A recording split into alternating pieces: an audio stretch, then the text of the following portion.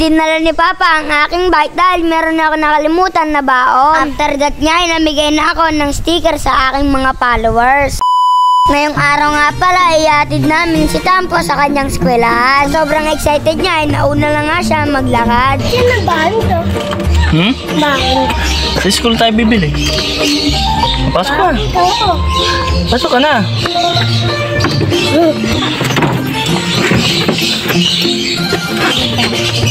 Nandito na nga pala kami sa eskwelahan ni Tampo. Parang nakikita ko sa kanyang mukha na ayaw niyang pumasok. Marami nga siyang mga bagong kaklase ngayon. Tuturo ko nga pala sa inyo kung saan ako nag-aaral. Si Tampo ay pang umaga, ako naman ay pang hapon. After that guy, nandito na kami sa classroom ni Tampo. Tinuro nga pala sa amin ni Tampo kung saan siya nakaupo. Gusto niya daw kasi malapit sa electric fan. Habang wala pa ang kanyang guro, nakikipagkwentuhan muna ako sa kanya. Sinabihan ko nga pala siya na pumasok siya araw-araw. Sinabi ko nga pala sa kanya na bibili muna ako ng kanyang baon. Bibili muna natin siya yung baon sa kantin.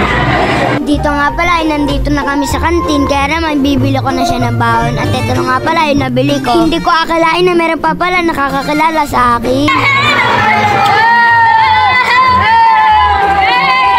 After that nga, tumakbo na ako patungo sa classroom nila Tampo. Baka na kasi magsimula ang kanilang klase. Sobrang saya nga pala ni Tampo nung binigyan ko siya ng baon. Bago nga pala kami umalis ay kinis ko muna siya. After that nga, mga kadon David, ako naman ang papasok. Si Tampo nga susunduin, ay ako naman iatid ni Papa. Kung nakikita nyo nga pala ay meron akong Pikachu sa bag ko. Bigay nga pala sa akin yan na mabuti kong kaibigan. Bago nga pala ako pumasok ay sinilip ko muna si Tampo kung okay siya. Nakita ko nga pala si Tampo na siya pinakamalaki doon. Siyempre maghahanap pa siya ng dede. Dito nga pala ay ako naman ang iatid ni Tampo. Kaya naman paalam lang nga pala sa inyo. After that nga, ako naman mga katampi, bali naiwanan nga pala ni Don David yung kanyang baon. Kaya naman si Lexi na lang pala ang aking ginamit at nagbike nga ako na kay layo-layo. Grabe yung pagod ko mga katampi, talagang doble-doble. Kaya naman napainom na nga ako ng tubig dito. Bali hinintay ko nga pala mag-recess si Don David. Nung nag-recess na, ibinigay ko na nga pala yung kanyang paborito na McDo.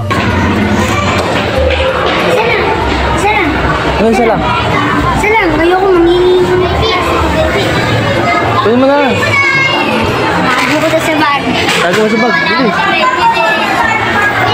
After that nga, nandito na kami sa bahay namin. Kaya naman may nangingi sa akin ng sticker. Salamat nga pala sa nagbigay sa akin ng sticker na si Sir PJ. What a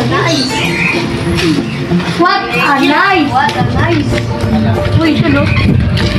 Ano? Kaya naman sabay-sabay na kami nag-bye. Papunta ng Cubs. Kaya naman paalam na sa inyo.